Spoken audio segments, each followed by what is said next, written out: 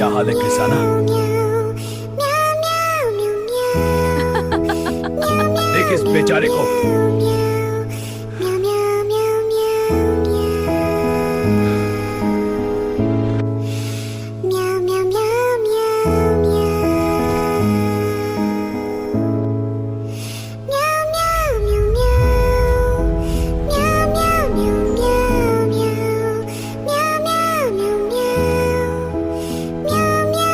पंकज ने मुझे छोड़ दिया, मुझे माफ कर दो। जब मैं टूट रहा था तब तुम मेरे साथ नहीं थी।